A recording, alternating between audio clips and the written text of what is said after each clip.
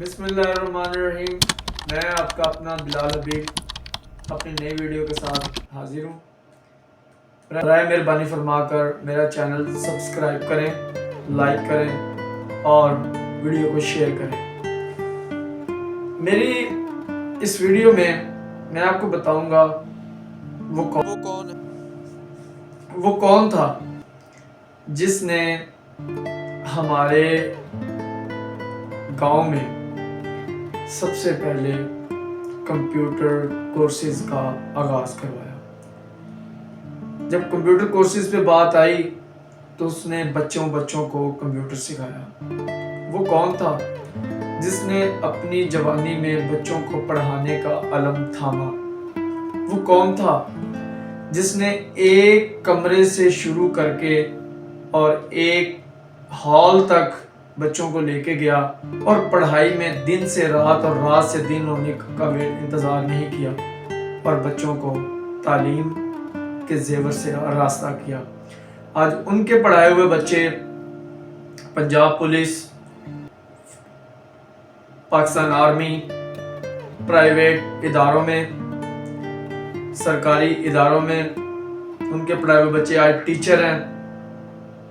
ان کے پڑھائے ہوئے بچے آج اس معاشرے کا اہم حصہ ہے۔ وہ کون تھا جس نے اپنے راتوں کی نیندوں کو ہمارے لیے قربان کیا؟ وہ کون تھا جس نے اس معاشرے کو پڑھانے کے لیے اپنا دن رات ایک کیا؟ وہ کون تھا جس نے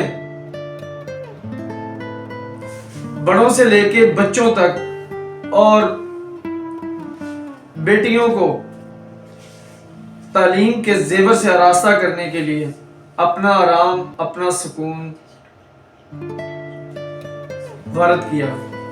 آگے چل کے آپ کو بتاؤں گا اور کوشش کریں گے کہ ایک انٹرویو ان کا بھی ہو، ایک انٹرویو ان کے ساتھ ہم کریں گے انشاءاللہ۔ تو میں آپ کو ان کے بارے میں بتانا چاہتا ہوں کہ ہم بھی انہی شاگردوں میں سے شامل ہیں اور ہمارے گاؤں کے بہت سے نوجوان جو الحمدللہ بڑے معاشرے کے کردار کو سنوارنے کے لیے اپنے کام کر رہے ہیں۔ نہ وہ سرکاری ٹیچر تھے، انہوں نے جو کیا اپنے بلبوتے پہ کیا۔ انہوں نے جب کمپیوٹر کورسز کا آغاز کیا تو قائد اعظم کے ویژن پر قائد اعظم کمپیوٹر کالج کا آغاز کیا۔ اگر وہ چاہتا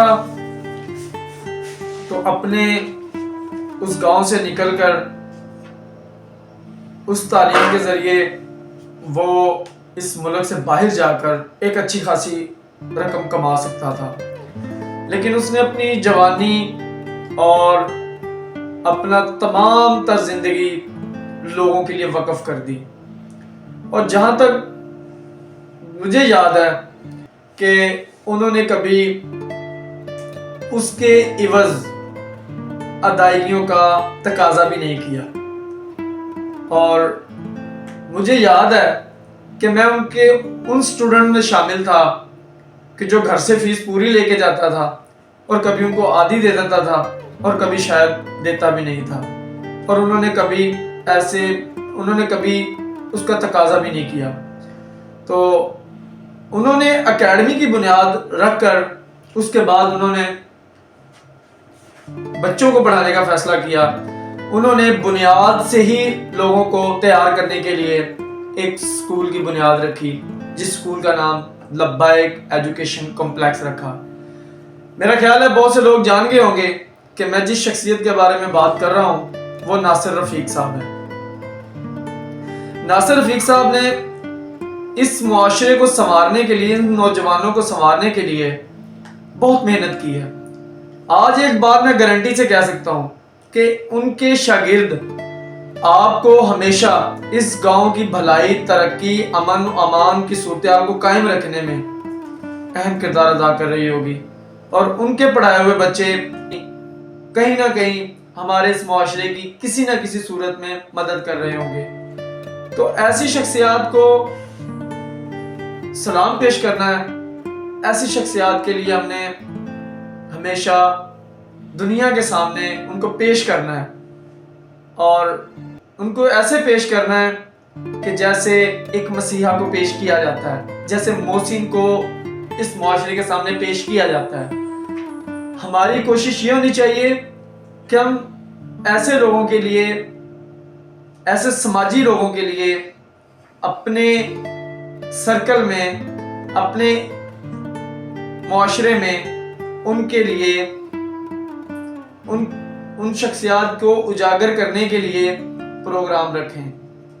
تو انشاءاللہ ہمارے 2008 کے کلاس فیلوز جو مل کر ایک سال بعد پروگرام کرواتے ہیں، تو انشاءاللہ ہم تو حصہ لے رہے ہیں، ہم اس پروگرام کروا رہے ہیں، تو میری درخواست ہوگی کہ دوسرے کلاس فیلوز، دوسرے جو کلاس کے کلاس میٹ تھے، وہ بھی آپس میں مل کر ہمارے ایسے محسنوں کی، معاشرے کے محسنوں کی قدر کریں اور ایسے ایونٹس کروائیں تاکہ ایسی شخصیات سے مستفید ہوا جا سکے اور معاشرے میں ایسے ہی کردار پیدا کیے جا سکیں کہ جو آئیڈیل ہوں۔